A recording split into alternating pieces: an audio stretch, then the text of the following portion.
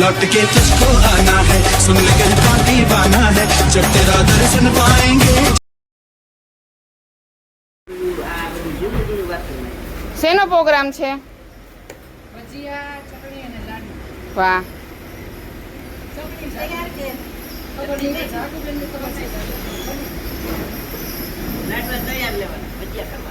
માસા ભજીયા ખાવા છે?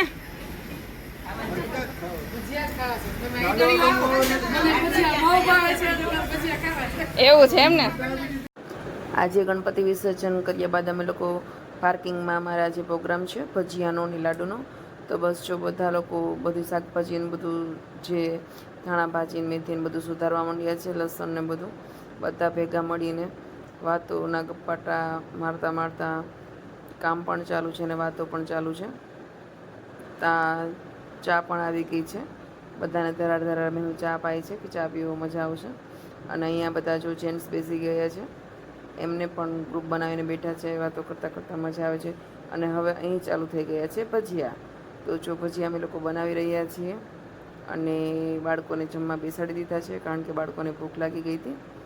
તો જો બાળકો જોઈ શકો છો, બાળકો કેવા મસ્ત બધા જમે છે. હાય યાર,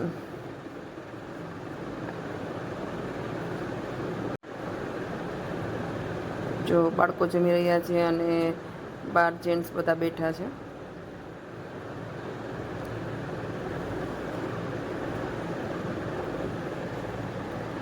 અંદર રસોઈ ચાલુ છે અને અહીંયા જમીને બેસવા માટે ખાટલા તૈયાર થઈ રહ્યા છે. જોઈ લ્યો, લાડુ અને ભજીયાનો પ્રોગ્રામ હતો. હવે જેન્ટ્સ લોકો પણ જમવા બેસી ગયા છે. એ પણ એકબીજાને તાણ કરીને જમાડે છે.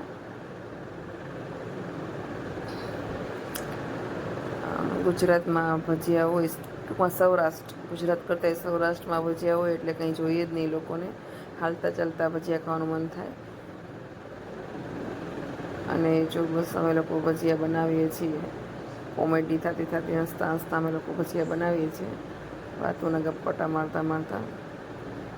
અમને પણ મજા પડી ગઈ.